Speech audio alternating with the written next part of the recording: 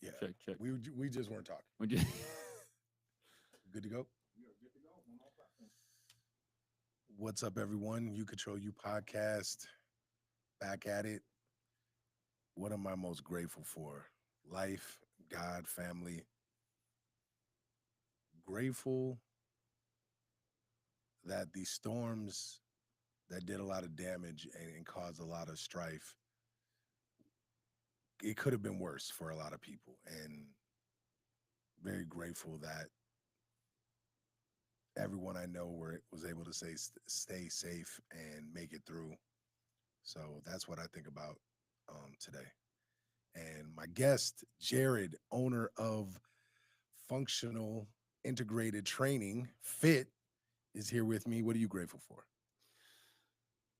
well, coming off of vacation, uh, I'm grateful to have driven through the storms that unfortunately hit Door County, rather than having to have been in them, Mm, which allowed me to be here today. Number one, and but at the same regard, my family, that is my immediate and real family, my daughters, Brennan and Natalie, my wife, Emily, spending 7 days with them and just being able to really enjoy that time and be present for that, which then leads to the other thing I'm grateful for, which is my fit family. mm, So my staff, running the gym, taking care of it, making sure the business is going and going strong, really, while I'm gone, so that I can truly just shut that off, let my brain decompress, and spend the quality time that should be vacation with the people mm. that I love.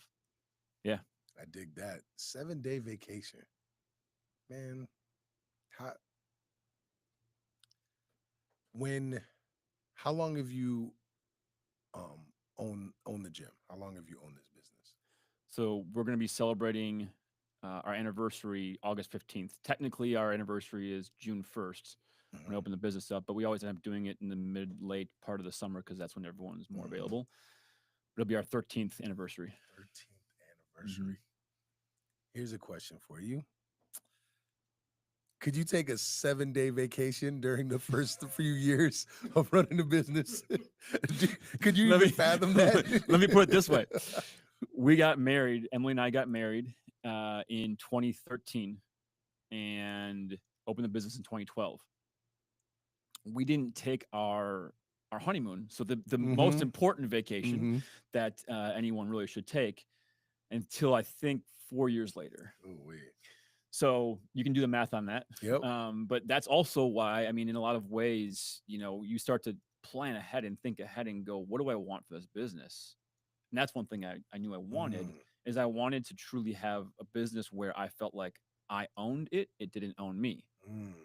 That being said, to get to that point, there's a lot of it owning me early on, right? Yes, There's a lot of sir. hardships and trials and tribulations that went into it to get us to the point we're at now. And we're not done yet. Yeah, But yeah. man, that is. I'm trying to picture a 7 day vacation. My wife, I my wife has it set up where I give about there's a about 5 days, maybe six, for Christmas break, Okay. and that's the longest time that I think I've given to a vacation outside of our honeymoon. Hmm. And I'm trying to picture a 7 day vacation out just enjoying nature and water and fires. Do you ever think about the business while you're on this vacation? Are you completely able to stay present and in the moment? I mean, I think when you, and we talked about this just sitting down and chatting over Hmm. coffee, but I mean, I think when you run an impact based or a passion based Hmm. business, you're never shutting off.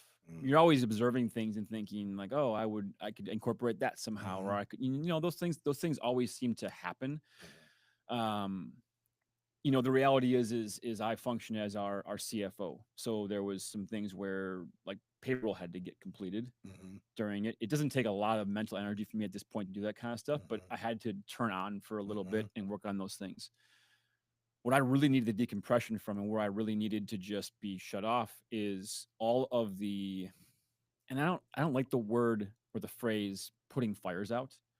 People talk about, Mm, like I'm mhm, always putting fires out my business left and right, mhm, and I don't look at it that way, because I think that when you're doing things right and you're motivating and empowering people and your staff to take things on, you're just guiding the process, mhm, but you're still involved in it. You're gonna get some input from somebody and say, "Hey, this came up.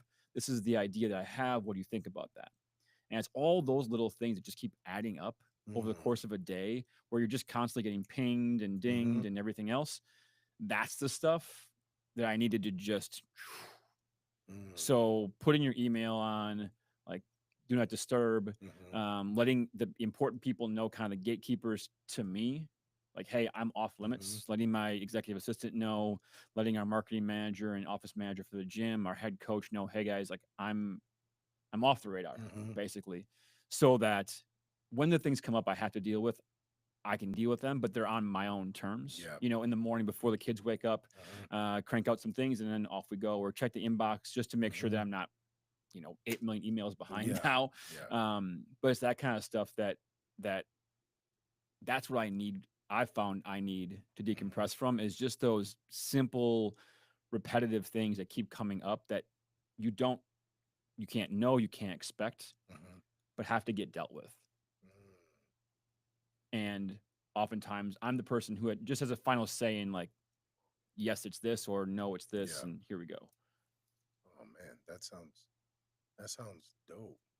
Now you, when we talked before, I don't. If you did mention this, it didn't catch my ear the way it just did. So as a CFO, you just named.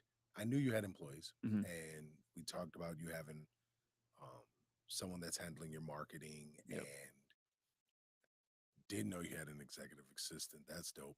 But you may have mentioned it before, a head coach. You actually have a head coach. Hmm. So when you talk about running this business, you're at a spot where you're actually just running the business.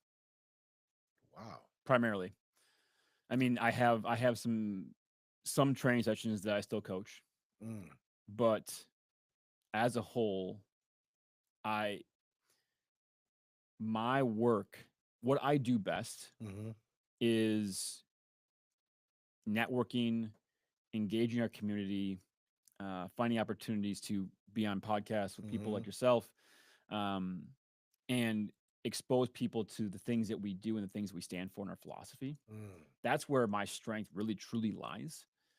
And because of that, I've realized that I have to give up the things that I am really good at, but we can teach somebody else to also be really good at, mm, versus really good things that I'm really good at, but only I can do the best.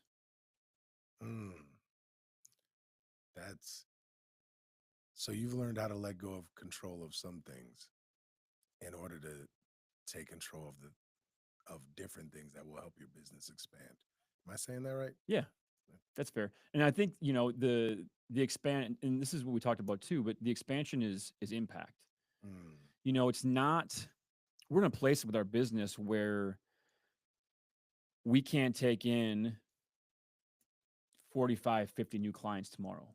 Like, we couldn't go and put ads out and just bring in this influx of new people. Number mm-hmm, one, it's a big pain in the butt. mm-hmm, Number two, it would piss off our current clients, mm-hmm, who, at the end of the day, that's our number one objective, is to mm-hmm. retain and elevate the people that we already have in our gym, Yeah. because they care about us the most, and vice versa. Um, but for us, it's impact. It's making people aware. It's shifting the community thought process Mm-hmm, around what movement is or should be. The fact that the idea out there of exercise and working out is this painful and exhaustive, and, like, yeah, it's a habit, but, like, I have to do it because I mm-hmm, have to do it, versus I get to do it, or I mm-hmm, want to do it, right? For us, movement is medicine, movement is play, movement is fun. And is it hard? Absolutely. Is it challenging to be consistent for a long period of time? 100%. Are there ups and downs and times when you just are frustrated and don't want to do it? That's just what life is, right? That's what Mhm. anything that's worth doing is. Mhm. So it's the impact is us showing people that and telling people that and not letting them have the free passes, the excuses, or the things that are out there. I'm not going to say anything specifically, but the things that are out there that are kind of like the magic pill or the quick fixes. The 6 week programs, We've never been that the place. the 8 week We've never been programs. that place ever. And we Oh and we man, tried it. We tried those transformation things. It didn't feel right. yeah. You know what I mean? And so instead, we paint the picture from the very beginning of, hey, this is a long-term thing and we want to talk to people when they first come in the door, not just about what they want in the next 3 to 6 months, but where you want to be 5, 10, 20, Mhm. 30 years from now, and vividly paint that picture for us. Yeah. Like literally tell us specifically, where do you want to go? What's it going to look like? What are you going to look like? Who are you with? All these things, because the more vividly people have that in their mind when it's 5 in the morning and they don't want to wake up and they picture that versus themselves looking fit Hmm. in board shorts or a bikini, there's a lot more motivation behind that. Oh, you're putting visuals in their head. I like that. That is that's exactly what we spend all day doing with our fighters. That's that's money right there. Yeah. You get them to picture what they're gonna look like, and they don't need that quote unquote extra motivation. It's already in their head. It's already embedded in there. I love that. So, man, you touch on so many different things already. What what inspired you to go this route? Because there's so many different ways to run a gym, Yeah. to coach at a gym, to do different things, whether it's powerlifting or you just want to run. And there's nothing wrong with it, a Planet Fitness or Mm-mm. something like No. that. It's there's a lot of different models for gyms. What what made you get into helping people get stronger, having better mobility, and things of that nature? Yeah. I mean, ultimately, it started with my own journey through fitness and athletics. Mm, Um, when I was in eighth grade, uh, practicing with our team, and I was a good basketball player. I wasn't phenomenal, but I was a good basketball player. And on a breakaway, going up for the layup, and teammate of mine goes up to block me, and we need a knee hit, and my knee, it felt like it dislocated. It's sublux, so essentially it dislocated and relocated mhm, immediately. Unstable, go to a doctor, no surgery needed, just rest and take care of it. Um, strengthen your quads and hip and hamstrings and stretch them and that kind of stuff. Well, so that's eighth grade. Through high school, I re-injured my right and or my left in that same manner. I don't know, probably close to a dozen times. So it was something genetic, mhm, whatever, and genetic and or just a lack of proper strengthening through my younger age. Because a good enough athlete, but mhm, just kept getting sidelined and sidelined and sidelined in football and basketball, even in golf. Like I literally I turned, which was my best sport. I turned into a swing, like a hard swing, and popped it out of place. So just all this confidence mhm, that I was losing in my ability to just do the things I loved doing. And so it really stemmed out of that, is like, how can I help people have the confidence in their own body mhm, again, or for the first time, depending on the person. But for us, we really do much more enjoy the again piece. mhm, Someone who's been there, done that. They were an athlete to some degree. They've been active the majority of their life. And because of life happening, right? Marriage, kids, mhm, work, whatever it might be, they've lost it, but they want it back. mhm. And they want that confidence back. And there's a purpose behind it. Yeah. And I'm like, okay. And I've, in essence, fixed myself.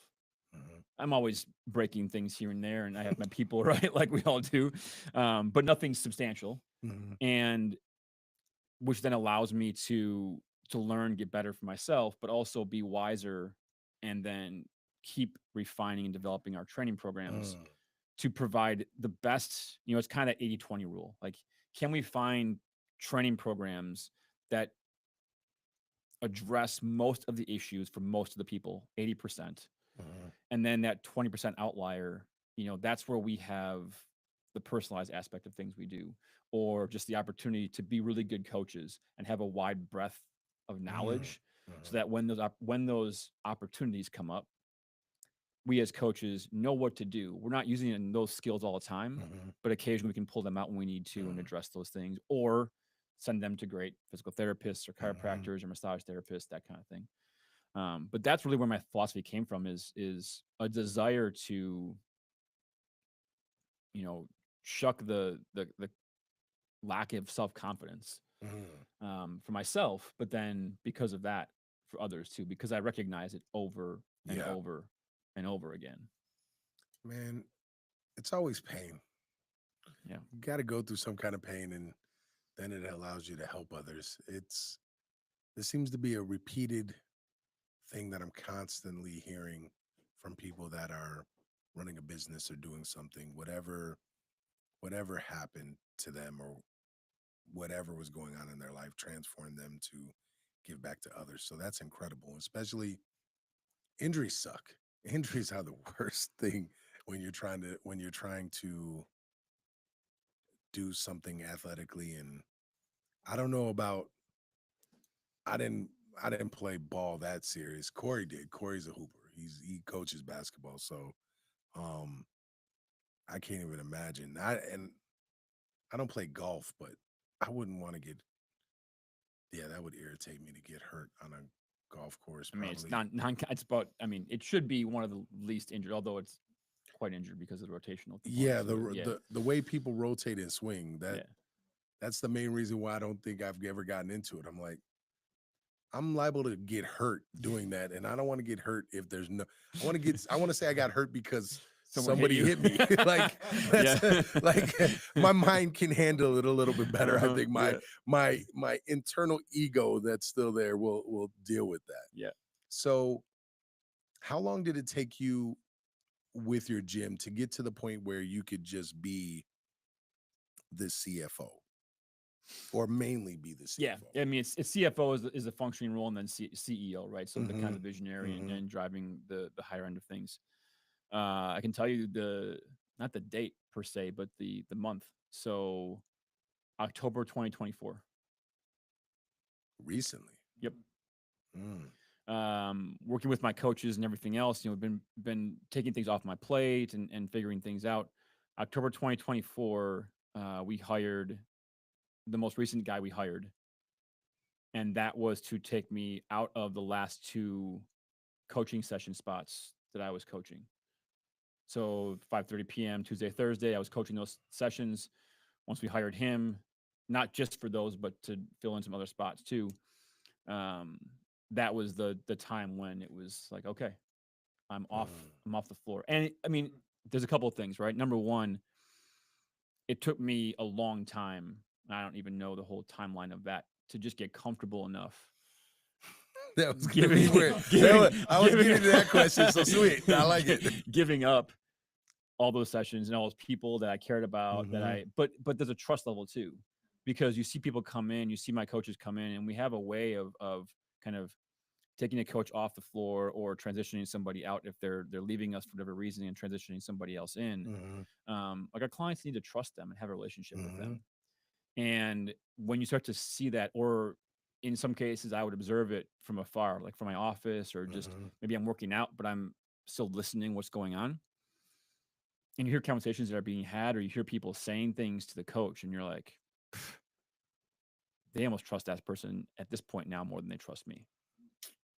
And so then Yeah. it's like, then it becomes easier, right? Then all of a sudden you go, okay, I Mm. can I can back away from this, because I'm not needed in that capacity, Mm. right? The second thing that I realized, and I realize it more and more now, as I'm starting to find more solid ground on my roles in the gym, and then building another business with Fit Legacy, which is speaking in performance coaching. is um, I can't focus on being the best for our clients in those sessions anymore. And so my coaches have this passion for learning the same way I do. Mm, But the time they spend learning about physiology and neuroscience applied to movement and training and exercise variations and injury prevention and yeah. rehabilitation and all those things is the time I'm spending learning about leadership and like Mhm. neuroscience for the mind and or for the like the psychological side of Yeah. things and developing all these other things that I'm working on now. So there's not enough time in a day for me to be that good at the training Yeah. piece and what I'm working on now. So finding people who are that passionate about being a lifelong learner and then they're a better coach because they're more present Yeah. in those sessions than I can be. Yeah. Oh man, you're just brother, you are an inspiration cuz let me tell you, it's this is what's fun is being able to speak with people that I look at as one one 1 to 5 steps ahead of me right now Okay. and where I want to go, and I believe I'm trying to understand how to let it go because I'm getting to yeah, Corey too. Corey's in a different boat. Corey's at a place where he's trying to find the right individuals to bring in here that could be reliable and stick with it. That's That and like go yeah, that's going through it. And like I think anybody that's owned a business understands you have a couple people like, yeah, cool. And then it doesn't work out and it's like, oh, I gotta start over. mhm, I'm at a point where I am having people starting to lead other classes mhm. and it's it's still letting it go. And my goal is to where I'm not teaching any classes. Yeah. I just want to coach my fighters. I Mhm, want to show up, jump in a cage, pad feed them, do film study with them, do that, and then run the business. But I don't want to teach classes. And I say that now. mhm, But the moment you take my classes away, mhm, I want to teach classes. I'm mhm, it's that getting to that point, and I don't know if you were at that point where, well, I need to let go, mhm. You do. but You're it's saying. no, no, no. I Okay. guess this is I'm framing this. Sure. Did you get to were you at a point where you were sort of I know I need to let it go, Mhm. but I don't want I'm afraid to let it go. Yeah. And what what helped you get past that? What helped you let go of that control? I mean, there's a lot of things that can go down. Um, one of the things that I think really, and this is a me thing. Maybe it's a you thing too. I feel like it is certainly a thing when it comes to people who are coaches or teachers. I mean, I think coaching and teaching is a Mhm, very synonymous term. Is I had travel obligations for like a mastermind group that I was a part of, mhm, and or if I had an opportunity to speak or going to summits and that sort of thing. A lot of times, like I was the one who was going to go to those things, not mhm, necessarily my coaches. They were welcome to come, but a lot of times they didn't want to. I I felt like I was letting down the clients that I coached when I left for those things. I felt like I was letting down or forcing the hand of my staff. Like I've been more conscientious in the last probably 5 or 6 years of my staff, mhm, like protecting them. I mean, the sessions that we run, people ask us like, do you have sessions at 6 or 6:30 p.m.? I'm like, no, we don't. The reason is because I want my coaches out of the gym at 7 p.m. mm, Maybe they gotta come and coach at 5:30 in the morning. And some of my guys, like my two most full time coaches that aren't Max, my head coach, do that on a regular basis. But the purpose of that also is that they can have a life mm, and have time at home and not go home, shove food down their throats, go to bed, and wake up and do the same thing, and it's just on repeat, right? That mhm. causes burnout. Yeah. And I want to retain my coaches because, in my opinion, if I retain my coaches to a very high level, we're going to retain our clients at a very high level. And we have. And we've proven that with stats over and over and over again.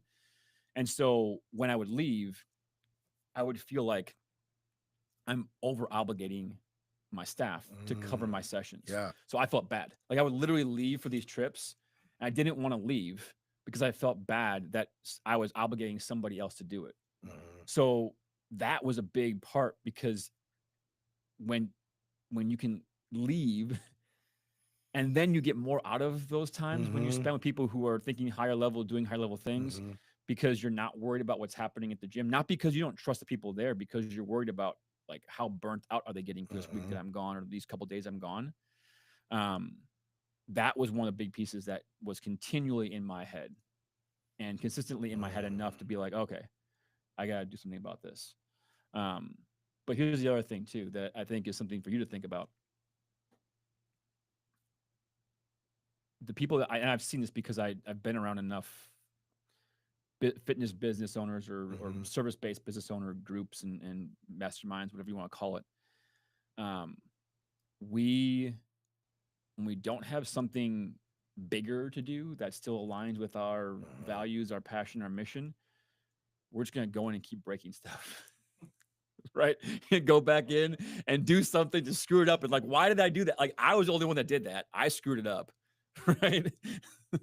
So if you can have something else, which for me, it's been this idea of speaking. Yeah. And being somebody who can impact through, because I enjoy being on stage. I enjoy being in front of people that I don't know.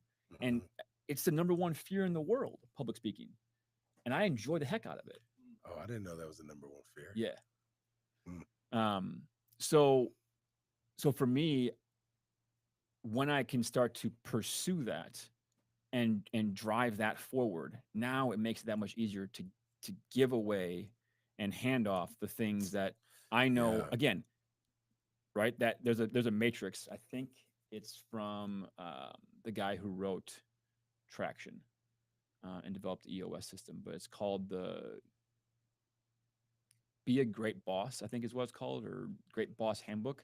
But there's a matrix of things that you are really good at and want to do, things you are really good at and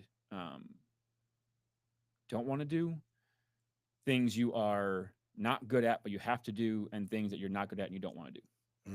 Right? And it's like, give off that whole matrix as fast as possible. Find a way down here, the things you don't want to do but you have to do. Like, is there a way for you to delegate or elevate somebody?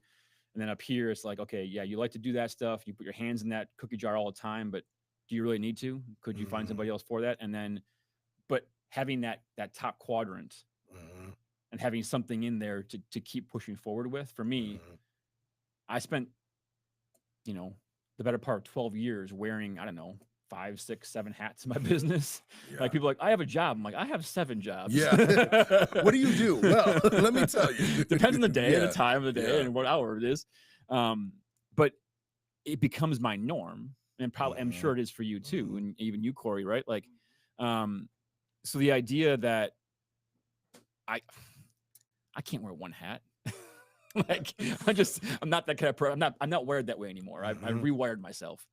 So making sure I have a hat to wear that is like, whoa, this is hard. This is challenging. This is pushing me. This is causing me to have to go and learn and get better and improve, like I did when I first started my business. But with the kicker of, it's not taking away from my ability to go home and be present for my wife and go home and be with my daughters and go and coach them in softball and go and do the things that, like, I set my business up, my original business up to do. So if it can do both, it can accomplish both those things, then man, am I winning. Yeah. No, that's incredible. Now, that's the funny thing is we're both, I will say we're both headed in the same direction. Like, I love motivational. I love speaking. I love getting, like, speaking at a university, speaking in front of people. When you said it's the number one fear, I'm like, that's shocking. For people that enjoy it, and I mean, you probably get done speaking and it's like you drank I'm two Red Bulls, right? Like, you're just wired up, right? You crash a little bit. Yeah, there's a major crash, usually going back to a hotel room or going back wherever it is. Yeah. The crash is there, but that high is like there's nothing like it. It's it's more exhilarating than walking into a ring or walking onto a football field. Like playing semi-pro football didn't do that. Fighting didn't do that. It's maybe, honestly, the only bigger high of my kids being born.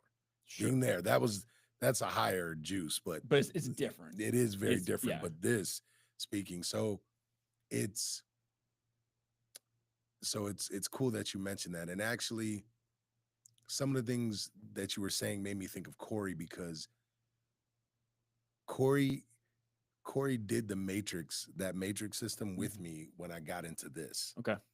He's like, look, this is what you're good at. Mm-hmm. Let me be the pilot. You more or less be the stewardess because you're really good at talking. You're really good at doing this. Yeah. You go around and you make this happen. Let me just sort of organize this over here a Uh-huh. little bit. And the system has worked well. And I've been able to learn more and get better at certain things that I really sucked at before that I've been able to apply at my gym. But listening to you talk about it, it it's amazing to hear you speak about letting go of control. And it seems like, even though it probably wasn't, it seems like it was a seamless transition to eventually get there. Mm-hmm. And because it sounds that way, it also lets me know you're at peace with it. Mm-hmm. And however long it took, you're at peace with it now. And that's awesome to hear because as someone that's trying to find peace with that and wanting the same things, I have it set up now where I'm not going to miss for the third year in a row. I'm not missing any football games Mm-hmm. for my son this season. And Mm-hmm. that's a big deal for me. It's like, excuse me, that's he loves his mom there. But if dad's not there when he's warming up, I'm getting a text from someone, hey, Isaiah's asking about you. Like my son is asking. And as soon as I show up, we got our own handshake. And then he's locked in. So Yeah. it's for me, it's a big deal. So I can definitely it's just really cool to hear someone run a gym and actually run the gym. Or and the gym not run them. Sure. Yeah.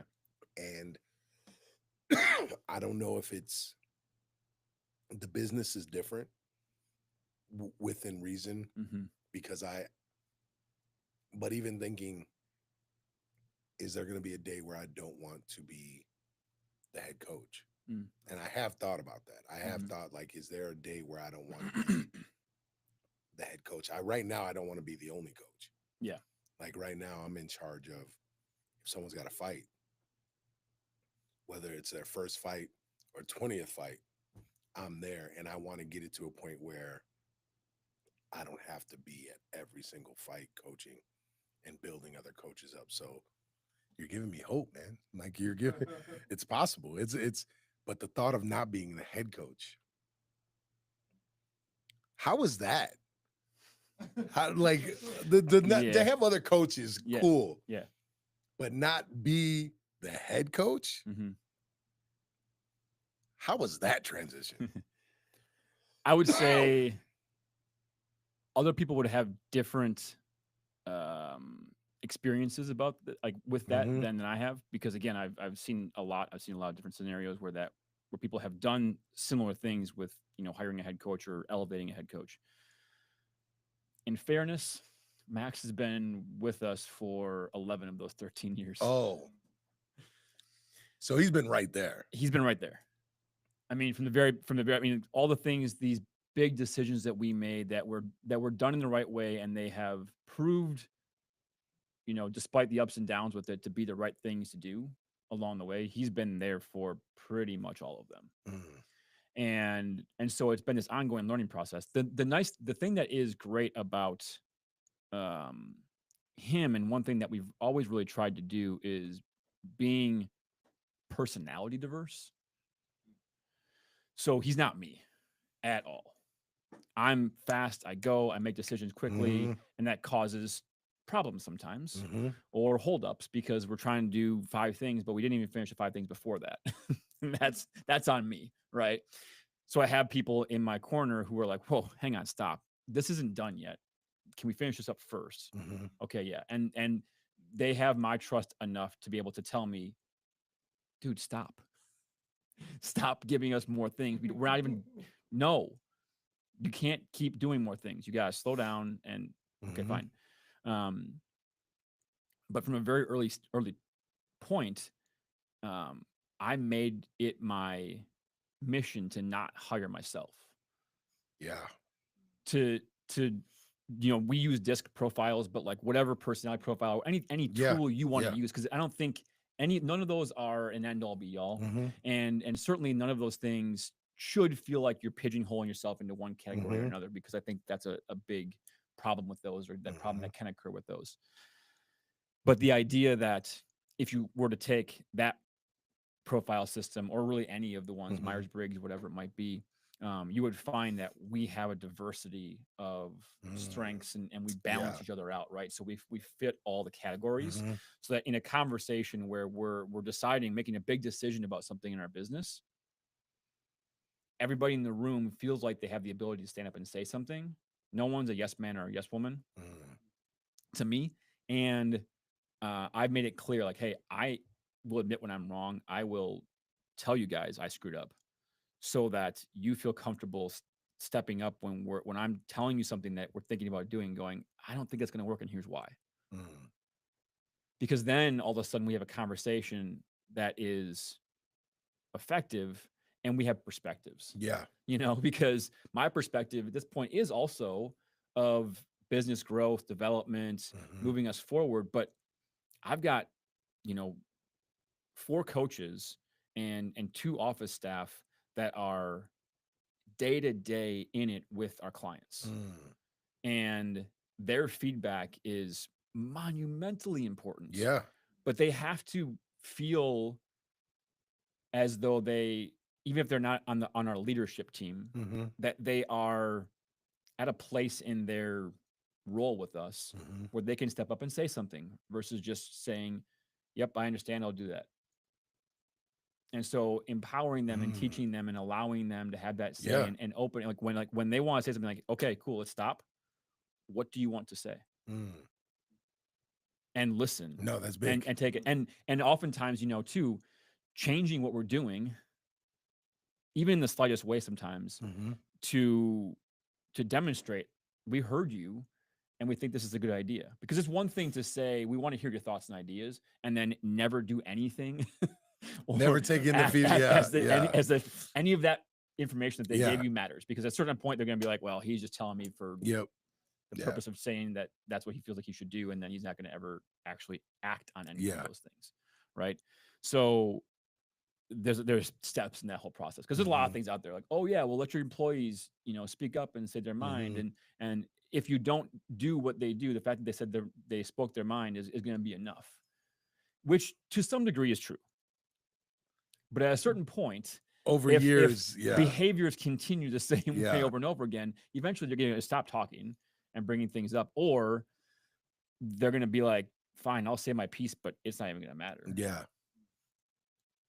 And those are not two situations that you ever want to encounter when you're in business. That's the disconnect. If your people start disconnecting with the business, and especially when you deal with clients, that's you're just torpedoing, you're blowing up your own business right there, Yeah. basically. Yeah. That's crazy. Mm-hmm. No, that's amazing to hear. Uh, I have a question for you now. All right. How was this one? I'm always interested in this one. I love hearing men's perspective because it's always roughly the same. Always. So I'll be shocked if I hear something different. How long did it take you to divide work and family properly? Hmm. There is no balance. Harmony, right? Yeah, harmony. I Yeah, do not believe harmony. Yeah. when someone tells me balance, I'm Mhm. like, this isn't a 50-50 balance here, because if things go crazy at work, that I have to be there. Mhm. Otherwise, home is not right. Mhm. So I don't believe in that 50-50 balance, but I like you used the beautiful word there, harmony. Mm-hmm. When did you find harmony? Or how long did it take? Um, I don't. It's an ongoing process, Mm, mm, and one, I have a very forgiving and considerate wife, but she got into it out of the gate. I mean, yeah. we started dating, when I owned the business. I mean, when I was in it 80, 90 hours a Hmm. week, and that was what it was going to be. So we've been through that whole process Hmm. together. Um, I think that it's communication. Mm, So we're on the same page that way. Um, I mean, I can definitely tell you, like, I'm looking forward to the summer being over because right now I have to get the girls to summer camp at 7:45, so my day can't really start before then, and I have to pick them up before 3:30. hmm. So it's like my window of workday is Pretty small. very small, um, and so it's challenging, but Mm, you keep adapting and modifying and hmm. finding a way. You know what I mean? And I think that so the communication piece is big. I don't think it's ever done. It's just ever evolving. Hmm. Um, but here I will say this too, and this is something that I want to bring up when you're talking about your son playing football. Is um, last summer I helped coach our girls' rec softball team. Hmm. So my girls they just turned 9. Their birthday in our little vacation that we had, and Bryn played travel softball this last year. So we practiced through the winter time, Hmm. and I would go, and she wanted to pitch. So we would go on Fridays and pitch in the afternoon in the gym, and then Sunday mornings we'd go and we'd train with the team and do a practice and that kind of stuff. And then that evolved into tournaments, right? So you develop this bond with we had 18 girls in this Hmm. team. And then the rec girls as well. And then Natalie joined that. And now they're both going to play travel ball this next year. Um, but that was a big piece for me. You talk about like being okay with handing off the coaching Hmm. and being and finding harmony and that quote unquote balance, Hmm. between work and family and all those things is with athletics, and it just happens to be softball. Hmm. That same idea of the girls wanting me to be there, wanting to be their coach, wanting to go and practice with dad, wanting to go and play catch or pitch with dad or go Hmm. hit with dad. Um, when that kind of stuff is happening, it makes it much easier to find a way to give up Hmm. control, to delegate, whatever else, because it's like that's what that's what I'm in it for, right? Like not only am I in it for um for them for that time, but like I want to be able to like it's why I move, it's why I train in part Hmm. two. It's like I want when they say, "Dad, let's race," or "Dad, let's go and do Hmm. this and that." It's like I don't want it to be like, "Oh, my back hurts," or "Oh," Hmm. like I absolutely let's go do it. Like I say, like I will facilitate until I'm blue in the face, but I will not force it, right? Yeah. Like, but if you want to, if Bryn wants to go out and catch or pitch, and Nelly wants to go catch, and they need somebody to be a backstop, like absolutely, Hmm. without question. Doesn't matter what time of day, what time of night, let's do it. Hmm. Um, but I have to be physically capable to do those things, Yeah. and be able to be present also, Yeah. I'm not gonna sit here and say that there aren't times when it's like work comes first. Work has Hmm. to come first sometimes, and it can't always be this just go play, have fun. Hmm. But when those opportunities arise and you realize how much I realize how much um, true enjoyment I get out of that experience of coaching, and Hmm. it's not just my girls, it's coaching these other girls too, Hmm. developing, um, strong, empowered, confident girls Hmm. into women. right? And they're only 8 and 9 years old right now, but like it's to see the Makes a major development difference. in a year, Hmm. from 8 to 7 and 8 to 8 and 9 with these Hmm. girls was awesome. I loved it. And but it's that kind of stuff where it's like, okay, that's a time commitment that I have to Hmm. decide. And if I want to keep doing that, then there has to be some level of giving up. So Yeah. there are only 24 hours in a day, Yep. and I have to sleep. Yeah. Um, so so for me, that has been a really big shift in a lot of things for me. Mm.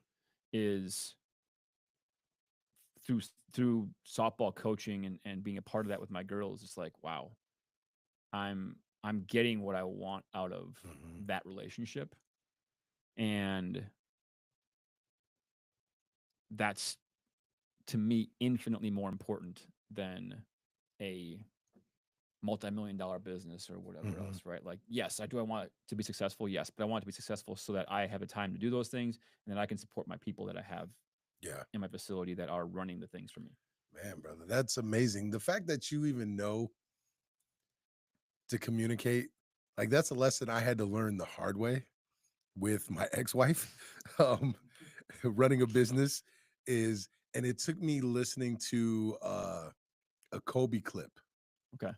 Kobe Bryant was talking about how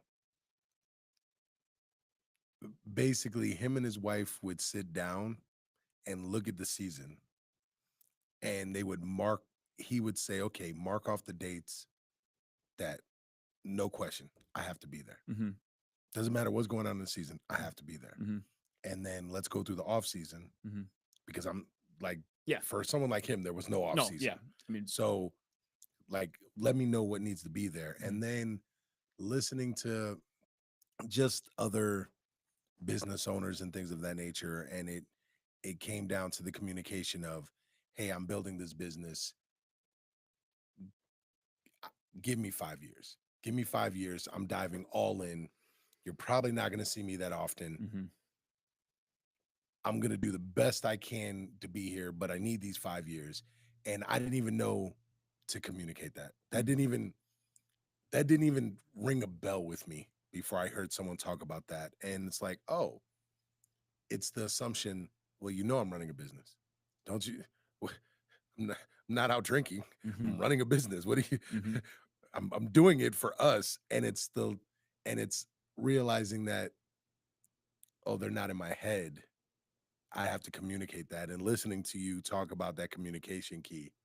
Now, how did you how did you learn that? Because we're all about the same age, right? We're not too far off in generation here, and so we all grew up probably. How often were you said did you hear, "Son, I love you"? For my mom, regularly. Mm-hmm. Moms are awesome, Mm-hmm. but from a male figure, from a dad, from any male figure, "Hey, I love you." Yeah, Nah. none. So Yeah. like Yeah. and so how did you one, how did that impact you as far as how you were going to raise your kids? Mm-hmm. And then two, how did you learn or how did you know to just be able to communicate like that with your wife? Because I- asking a caveman to communicate his emotions is not doesn't seem like the Mm-hmm. Yeah. easiest thing to do. The communication piece with my wife, so I'll go on that path first, was something that we're still working on. Because at the same point, she was raised by a farmer and a farmer's wife. Mm, And the words I love you were never mm, really spoken in their household. So there's and the idea of communicating, we actually just had this conversation on the ride back home because we were just talking about both our parents mhm, and the challenges of trying to communicate or to ask hard questions and have a conversation with our parents being a really difficult thing growing up. So there's certainly some level of that going. We don't want to be that. We want to be. Mhm. We want to elevate ourselves from that, right? And I think that's Mhm. it's a generational thing. You always look at the parents that you had and go, "How can we be better than that?" Mhm. And it just ebbs and flows, right? And pendulums swing one way or the Mhm. other. Um, but honestly, I think that part of what allowed me to tap into more of the emotional side of things for like my adult development Mhm. is we coach a lot of women Mm. and I work with a lot of women and that kind of stuff. Brother, Right. that's that's how I learned. But so this is awesome. You This know is what I so mean? awesome. Like- This is so awesome. This is awesome. Please continue. But so you gain that understanding in real time because you have to, Mm-hmm. right? And then you go, oh, okay, well, this is how communication should work when I go home also. Mm-hmm.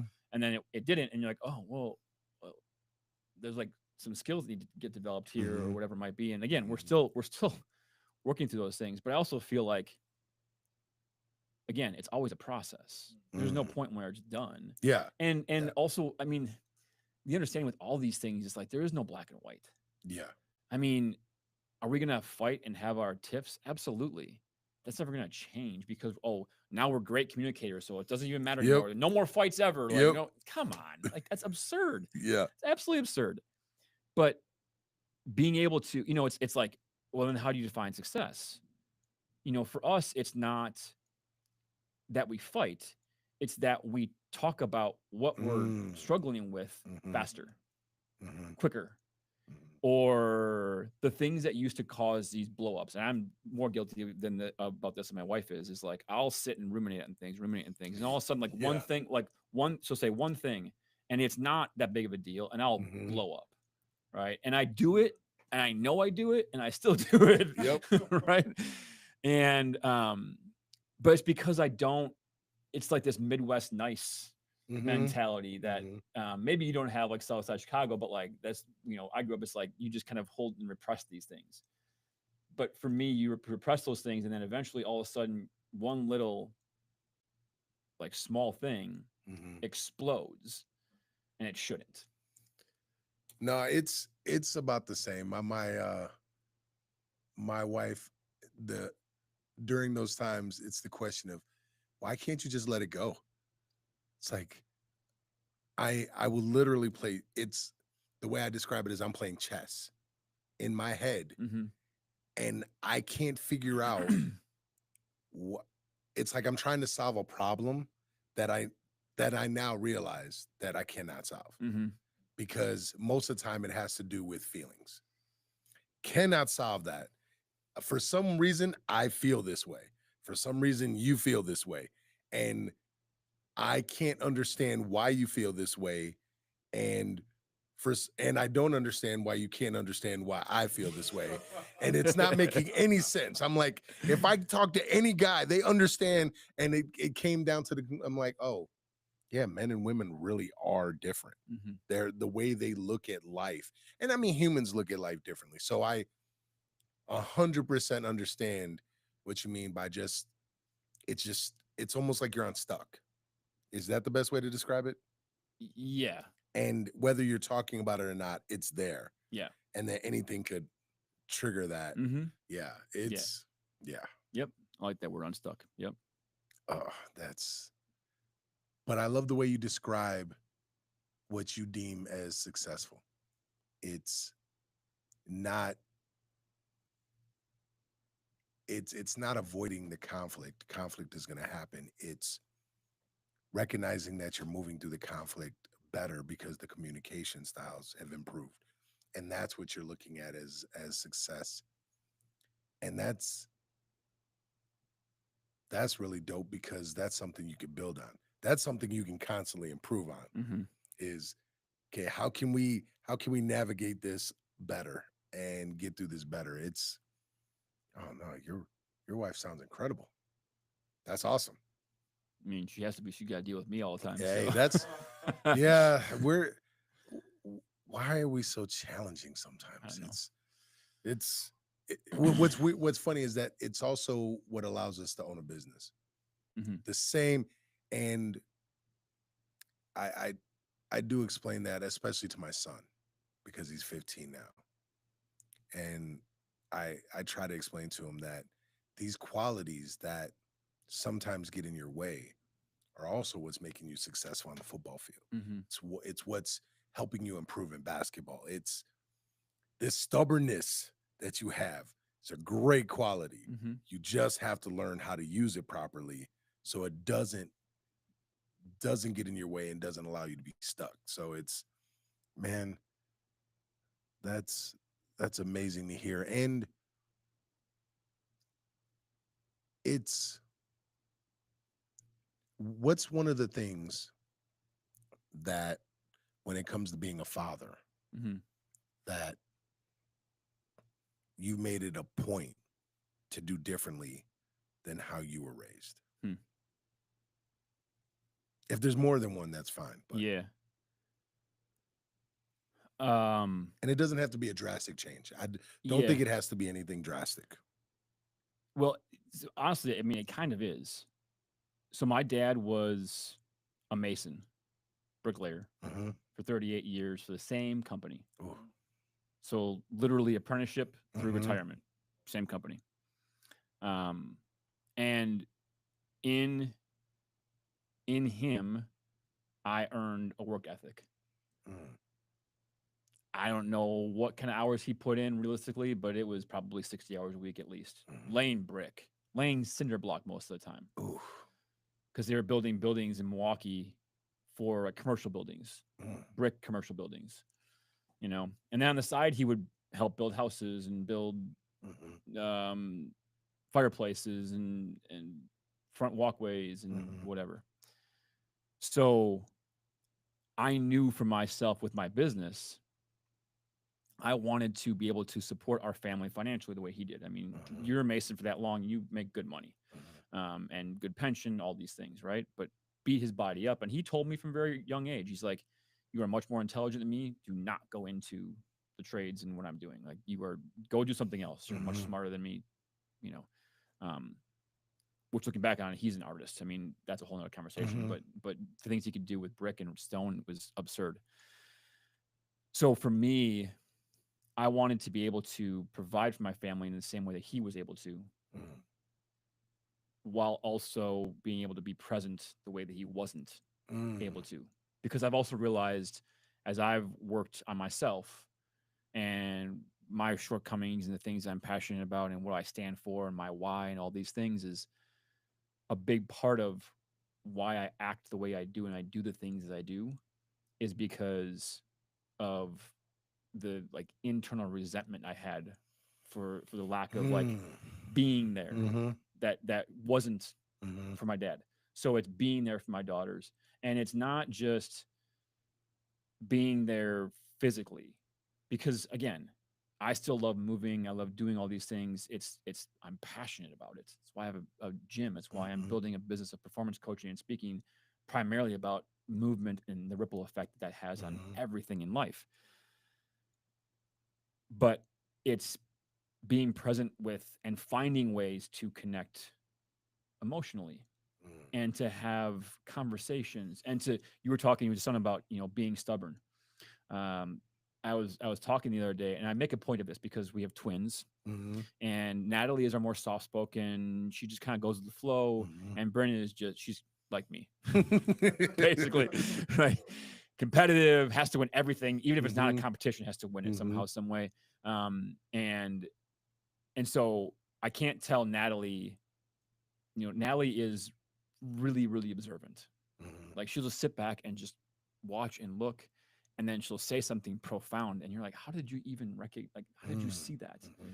And so I told her, I'm like, your superpower is one of your superpowers is being really observant. Mm-hmm. I told Bryn, like, one of your superpowers is being incredibly competitive. Mm-hmm. And in Bryn's case, I told her, I'm like, right now in this chapter of life that we're in, it's really challenging sometimes for me to not get mad at the competitiveness that you have, Mm-hmm. but it will serve you really well in your Mm-hmm. life down the road. Mm-hmm. And I mean, she's 8, 9, and you can say what you want about kids' minds and how they develop, and like, well, that doesn't matter to her right now. She's only 9 years old. Like, she can't internalize that.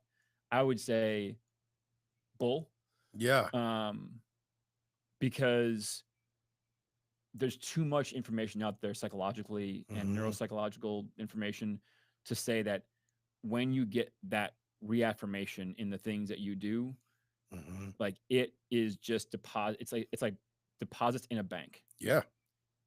with interest, Hmm. right? Over time, that stuff grows, Hmm. and it builds this underlying resiliency and understanding that like, and this is a lot of what I talk about. So like my why is to lead like a big brother so that people find the courage to believe in themselves.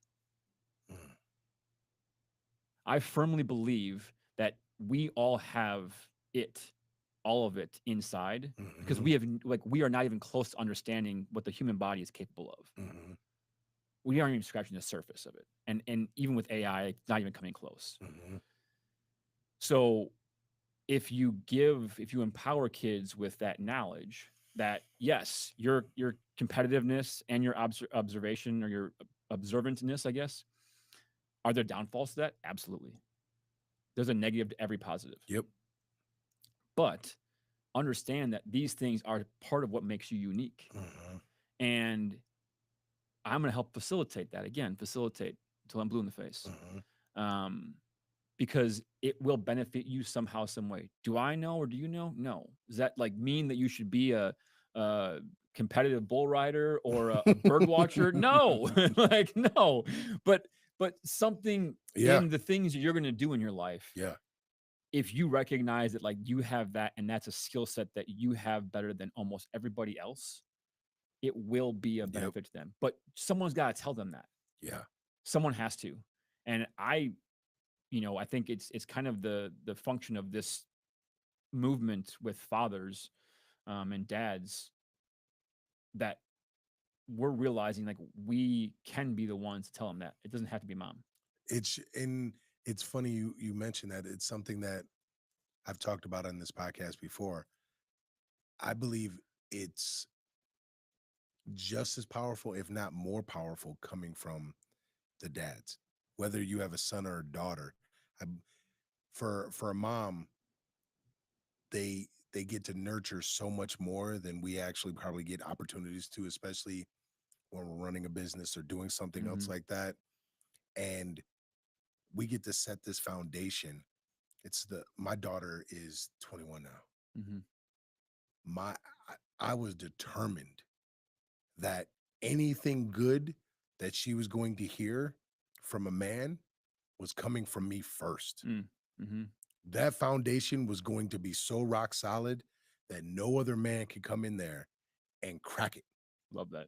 And it was when we had, when she got older, we were having some very honest conversation about boys and men and dealing with all that stuff. But Mm-hmm. it was that here's this foundation. You're going to be unshakable. Mm-hmm. No, you're going to go through it, and it's going to feel like it's the world is shaking, but the foundation is solid. Yeah. And I believe that, one, hearing you talk about that is amazing, because how many, I mean, you see it probably the same way I do. People come in and they have no foundation. Mm. You just described it. You're being the big brother. I call it like I'm I'm like a dad to everybody. It's like I'm helping build this foundation because someone didn't lay it already. Mm-hmm. And a lot of Amen. times it is with women and or older men, and it's like your belief system just doesn't exist. Wow. Okay. And then it makes you look at yourself, it's like, well, how did I build that foundation? Did I build it? Am I still building it now? Mm-hmm. Oh my goodness. Nobody really laid it. Oh man. Okay. And then but to hear you describe it with with your kids is amazing, because that's exactly what they need. They just need to know that mom and dad believe in them, Mm-hmm. and anytime they fall, they'll they'll have the power to get back up. And it's crazy. I mean, you listen to speakers and you listen to athletes. I mean, I go back to Michael Jordan. I grew up a Bulls fan. Sure. So it's his dad was a big part of his life. Mm-hmm. Like Massive. Kobe talked about how he scored 0 points in the summer, and his dad was like, "It's okay, I still love you." And he was like, "I love you if you score 60 something points or no points." And he was like, "That that was great. That was everything to him." But he's like, I'm gonna score 60 some points. And so I was like, yeah, Mama mentality. yeah. If I'm gonna choose one, but it's that foundation that you see over and over again. It's like they can either go out and build it themselves, or we can give them the foundation and then watch them conquer the world even more. It's your dad essentially did that with you. It sounds like you're smarter than me. Do something different. Yeah. And it wasn't the foundation you're laying. It was a different foundation. But now you're laying this foundation that's even thicker than the one you got. Yeah. And now your girls are going to grow up and be even stronger. And that's what I call generational wealth. People talk about money, and I continuously preach it's the knowledge. It's the knowledge we pass on to the next generation. Agreed. We can hand them money, that's fine. And my goal is to make 1.5 a year. That's great. If by the time I'm 50, I'm making 1.5 mil a year, that's great. But now if I can hand to my kids that knowledge, I'm 45. So that'll put my daughter, a couple decades ahead of me, a few decades ahead of me. It'll put my son light years ahead of me. If they know, if by the time they get to my age, if they can double or triple that, then what's the next generation going to learn from that? And it's the knowledge. It's not the money. It's not the coins. It's the knowledge of how to do that. And what you're giving your two daughters is so much knowledge that you've learned. You're right. And they're going to grow up, and I mean this in the best way possible, but monsters. Because them being twins too, they're going to continuously learn from each other. Yeah. So your competitive daughter is going to learn how to be just a tad bit more observant, and your observant daughter is going to learn to be a little more what's the word you use? Competitive. And you got some monsters there, man. Like, it's going to be this is awesome.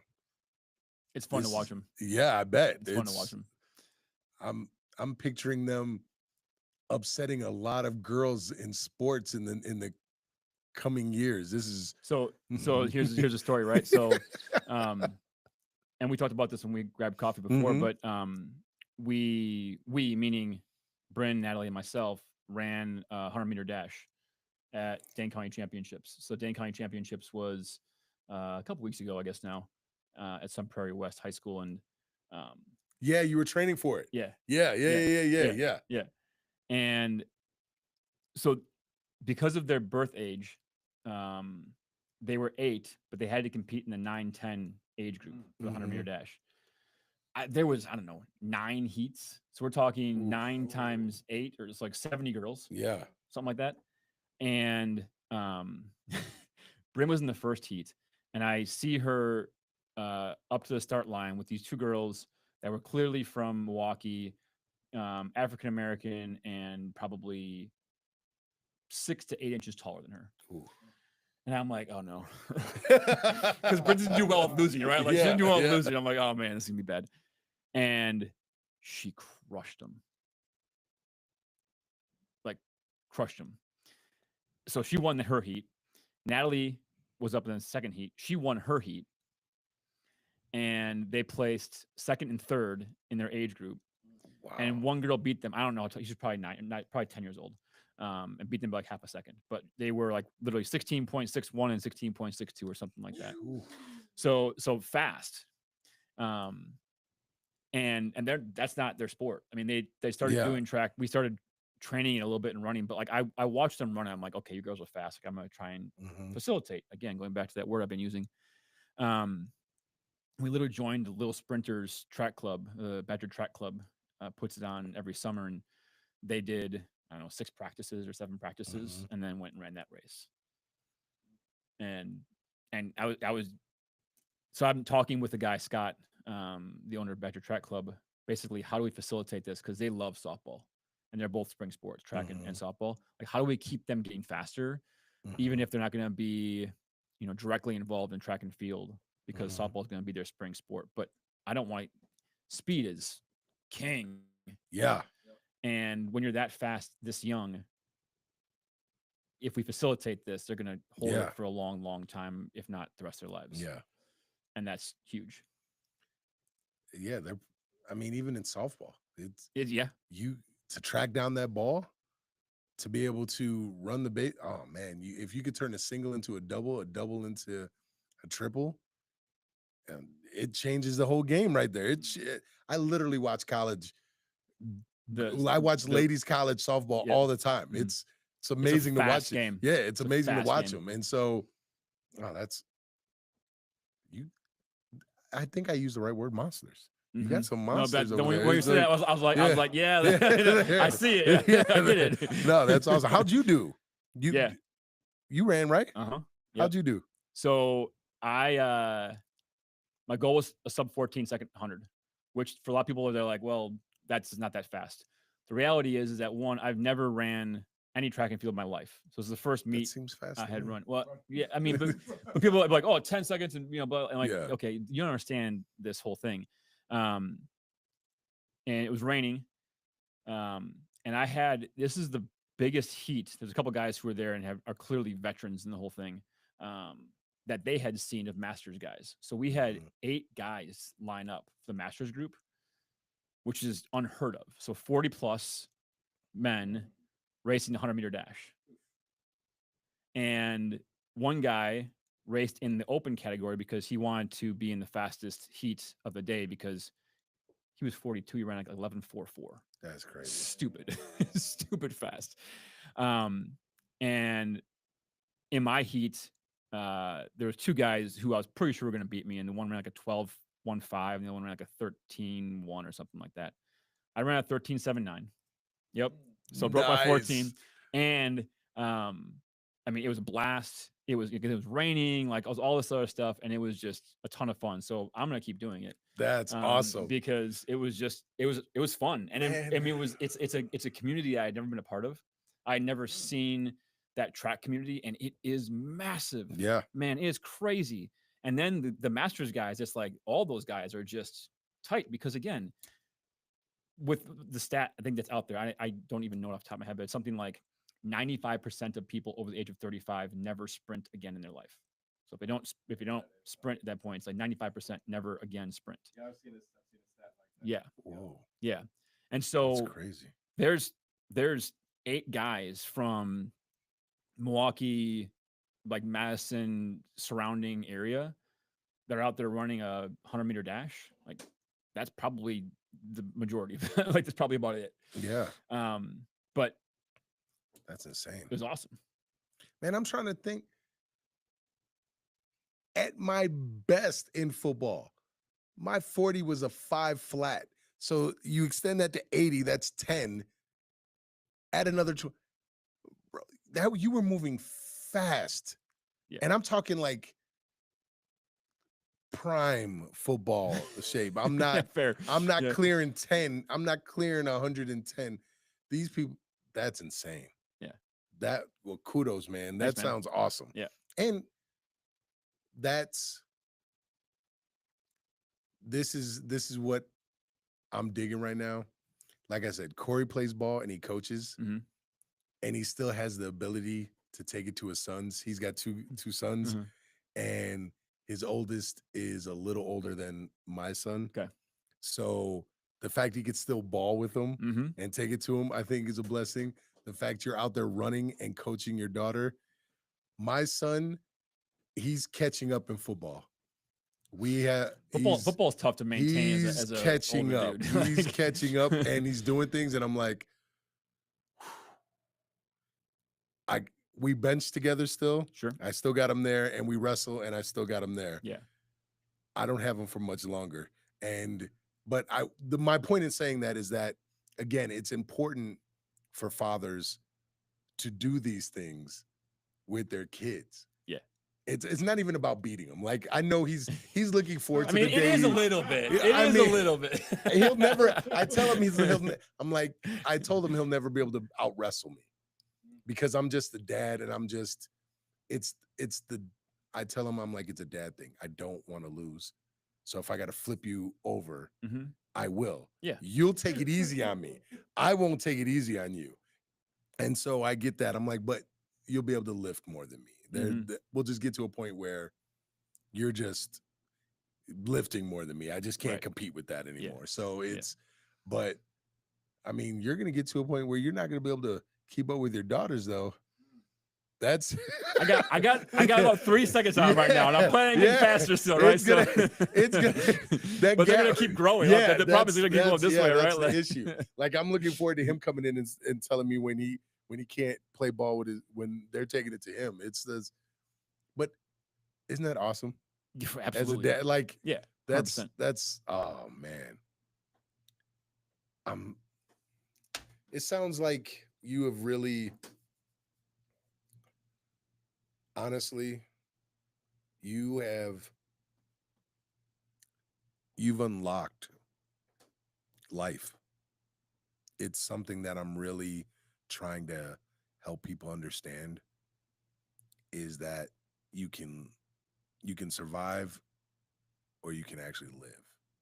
Yeah. And it sounds like you are living, like literally living life. And I had fun grabbing coffee with you and listening to you talk. I'm having fun now listening to you talk. It's just amazing to hear you talk about living life. And you really are an inspiration. I love how passionate you get about being a father, Mhm. being a husband, Mhm. running a business. And I go back to this because I'm about, I will be 100% honest. I think I'm about in my second year of actually running the business Mm. and the business not running me. Yep. And watching Corey starting to make that transition where he's running the business and the business isn't running him. Mhm. And to hear you talk about it is absolutely amazing, man. It's one, I want to make sure that you get your kudos. We need more fathers out there. I Mm. talk about it all the time. Mhm. And we need more mentors out there Yeah. to help just the next generation, to help our generation, to help people older and whoever, Yep. men and women alike. And my last question for you right now, because I'm gonna have to bring you back on. I see this Love it. already. Love it. This is Happy awesome. Name of the podcast, You Control You. Mhm. And we all have that moment where we're not driving the car, where our parents still driving our car, Mhm. our environment could be driving the car, or Mhm. someone else. What was that moment for you where you said, I need to take control of my life. I need to take the wheel. I need to start doing this. I don't like where we're going. Mm. I need to take responsibility for what's going on. Mm.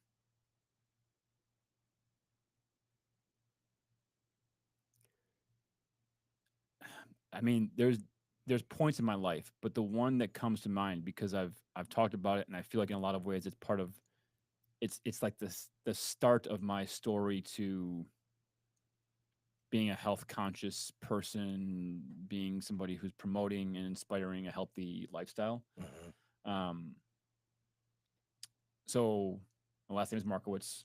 My Mm-hmm. dad's side, the Markowitz side of the family, um, all kinds of early passing issues. So heart disease, lung cancer, but they smoked, they drank, they did all the stuff that we know isn't good for you. And when I was 12 or 13, um, I made the conscious choice to stop drinking soda. Mm-hmm. So like I drank a bunch of Mountain Dew and that kind of stuff. I'm like, I'm just not gonna drink soda anymore. I really haven't since. I mean, I rarely drink soda in any capacity. And it was kind of my way of saying, yes, I'm a Markowitz, but I will not let that define me because I don't believe that it's this genetic thing. Mm-hmm. And I'm 12 years old. I don't know what that even Mhm. means or whatever else, right? Mhm. Like I'm like reflecting back on that, and that's what I'm saying to you. Mhm. Like what my thought process was in that moment, I don't really Mhm. know. But it was one of those things where it was like, I'm not willing to, I have more to give to this world Mhm. than 40 or 50 years. Like Mhm. I have more to give than that. And sure, there's things you can't control, but there's a lot of things you can Mhm. to facilitate the opportunity. Mhm. So that was my like really resonant moment that like in my life when I was like, all right, I'm taking back control Yeah. of this Yeah. because it's being promoted to me as, well, you're a Markowitz. You're going to end up with heart disease. You're going to die between 50 and 60. You know what I mean? Yeah. Or Yeah. younger. Yeah. But it's like, I don't have to smoke. I don't have to drink. And I did those things. Mhm. And I've gotten back away from those things. But for me, it was like at the time, it was drinking soda that looked at. Yeah. I'm like, this is a pretty unhealthy thing. I'm gonna stop doing it. No, that's huge, especially at such a young age. Yeah, The one thing it's I've weird.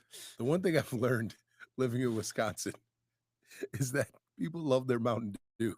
I never understood it, but it's like the fact that you could say no to that at such a young age, where most kids don't say no to that. Yeah.